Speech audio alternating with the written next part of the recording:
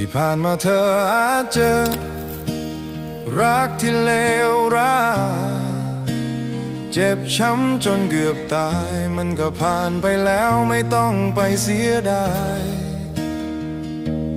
โลกใบนี้ยังมีรักอีกมากมายจากชายคนหนึ่งที่คอยห่วงใยเธอ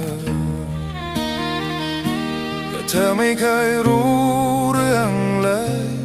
จึงได้เฉยเมื่อฉันอยู่ใกล้แท้จริงฉันรักเธอจนหมดใจ